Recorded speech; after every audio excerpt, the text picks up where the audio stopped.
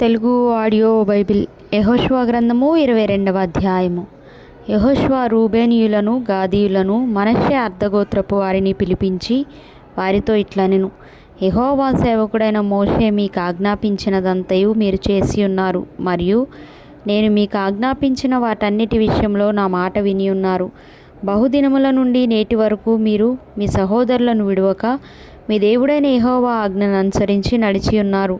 ఇప్పుడు మీ దేవుడైన యెహోవా మీ సహోదరులతో చెప్పినట్లు వారికి నెమ్మది కలుగజేసి ఉన్నాడు. కాబట్టి మీరిప్పుడు యెహోవా సేవకుడైన మోషే యొర్దాను అవతల మీకు స్వాస్థ్యముగా ఇచ్చిన దేశంలో మీ నివాసములకు తిరిగి వెళ్ళుడి. అయితే మీ పూర్ణ హృదయముతోనూ మీ పూర్ణ ఆత్మతోనూ మీ దేవుడైన యెహోవాను ప్రేమించుచు ఆయన మార్గములన్నిటిలో నడుచుకొనుచు ఆయన ఆజ్ఞలను గైకొనుచు ఆయనను హత్తుకొని ఆయనను సేవించుచు యెహోవా సేవకుడైన మోషే మీకు ఆజ్ఞాపించిన ధర్మశాస్త్రమును అనుసరించి నడుచుకొనుడి.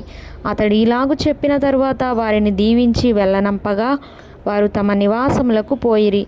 మోషే బాషానులో మనష్షే అర్ధగోత్రమునకును యెహోషువ పడమటి దిక్కున యొర్దాను అద్దరిని వారి సహోదరులలో మిగిలిన అర్ధగోత్రమునకును స్వాస్థ్యములిచ్చిరి.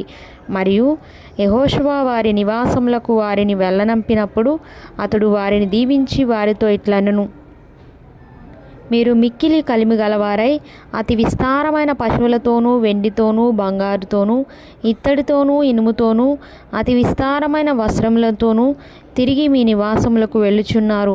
మీ శత్రువుల దోపుడు సొమ్మును మీరును మీ సహోదరులను కలిసి పంచుకొనుడి. కాబట్టి రూబేనీయులను గాదీయులను మనష్షే అర్ధగోత్రపు వారును యెహోవా మోషే ద్వారా సెలవిచ్చిన మాట చొప్పున తాము స్వాధీనపరచుకొనిన స్వాస్థ్య భూమి అయిన గిలాదులోనికి వెళ్ళుటకు కనాను దేశమందలి షిలోహులోనున్న ఇశ్రాయేలీయుల యొద్ద నుండి బయలుదేరిరి.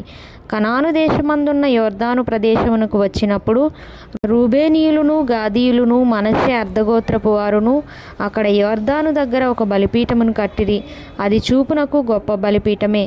అప్పుడు రూబేనీయులను గాదీయులను మనష్షే అర్ధగోత్రపు వారును ఇశ్రాయేలీయుల ఎదుటి వైపున యొర్దాను ప్రదేశములో కనాను దేశమునెదుట బలిపీఠమును కట్టిరని ఇశ్రాయేలీయులకు వర్తమానం వచ్చెను. ఇశ్రాయేలీయులు ఆ మాట వినినప్పుడు సమాజమంతయు వారితో యుద్ధము చేయుటకు షిలోహులో కూడి ఇశ్రాయేలీయులు గిలాదులోనున్న రూబేనీయుల యొద్దకును గాదీయుల యొద్దకును మనష్షే అర్ధగోత్రపు వారి యొద్దకును యాజకుడుకు ఎలియాజరు కుమారుడైన ఫీనెహాసును పంపిరి. ఇశ్రాయేలీయుల గోత్రములన్నిటిలో ప్రతిదాని పితరుల కుటుంబపు ప్రధానుని అనగా 10 మంది ప్రధానులను అతనితో కూడా పంపిరి. వారందరూ ఇశ్రాయేలీయుల సమూహములలో తమ తమ పితరుల కుటుంబములకు ప్రధానులు.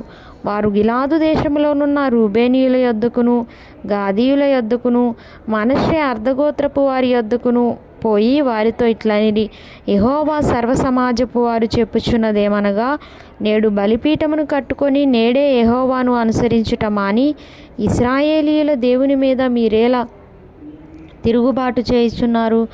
పెయోరు విషయంలో మనము చేసిన దోషము మనకు చాలదా?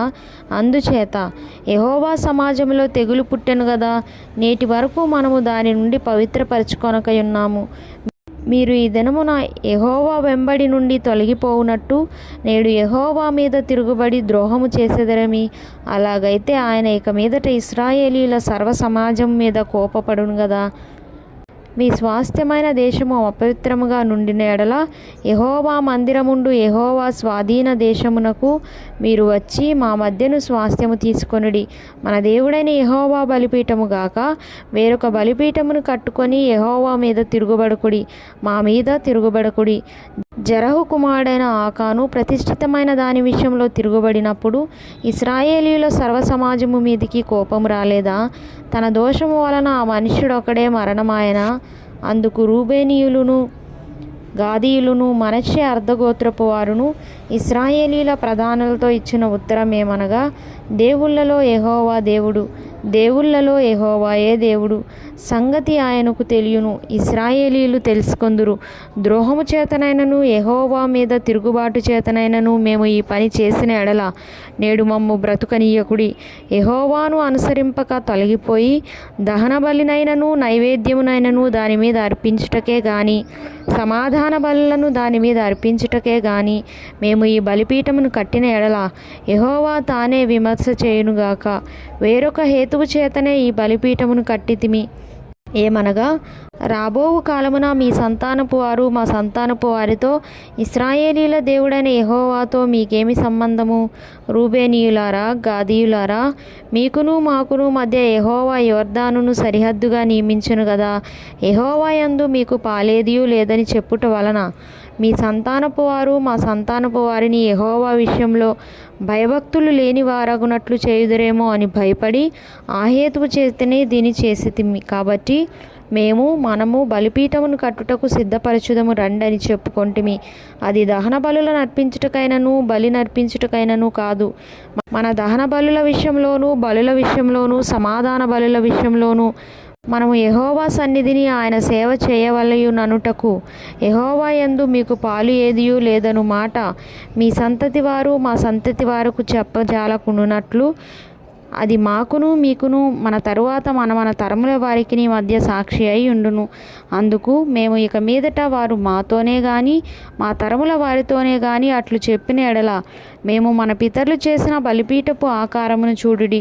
ఇది దహన బలి నర్పించుటకు కాదు, బలి నర్పించుటకు కాదు గాని మాకును మీకును మధ్య సాక్షి అయి ఉండుటకే అని చెప్పుదమని అనుకొంటిమి. ఆయన మందిరము ఎదుటనున్న మన దేవుడైన యెహోవా బలిపీఠము తప్ప దహన బలులకైనను నైవేద్యములకైనను బలులకైనను వేరొక బలిపీఠమును కట్టునట్లు నేడు యెహోవాను అనుసరింపక తొలగిపోయిన ఎడలనేమి యెహోవా మీద ద్రోహము చేసిన ఎడలనేమి మేము శాపగ్రస్తులమగుదుము గాక. ఫీనెహాసను యాజకుడును సమాజ ప్రధానులను అనగా అతనితో ఉండిన ఇశ్రాయేలీల ప్రధానులను రూబేనీయులను గాదీయులను మనష్షీయులను చెప్పిన మాటలను విని సంతోషించిరి. అప్పుడు యాజకుడైన ఎలియాజరు కుమారుడు ఫీనెహాసు రూబేనీయులతోనూ గాదీయులతోనూ మనష్షీయులతోనూ మీరు యెహోవాకు విరోధంగా ఈ ద్రోహము చేయలేదు గనుక యెహోవా మన మధ్యనున్నాడని నేడు ఎరుగుదుము. ఇప్పుడు మీరు యెహోవా చేతిలో నుండి ఇశ్రాయేలీయులను విడిపించి ఉన్నారని చెప్పెను. యాజకుడైన ఎలియాజరు కుమారుడు ఫీనెహాసును ప్రధానులను గిలాదులోని రూబేనీయుల యొద్ద నుండియు గాదీయుల యొద్ద నుండియు ఇశ్రాయేలీయుల యొద్దకు తిరిగి వచ్చి జనులకు ఆ మాట తెలియచెప్పగా ఇశ్రాయేలీయులు విని సంతోషించిరి. అప్పుడు ఇశ్రాయేలీయులు దేవుని స్తుతించి రూబేనీయులను గాదీయులను నివసించు దేశమును పాడు చేయుటకు వారి మీద యుద్ధము చేయటం మానిరి. రూబేనీయులను గాదీయులను యెహోవాయే దేవుడనుటకు ఇది మన మధ్యను సాక్షియగునని దానికి ఏదా అను పేరు పెట్టిరి.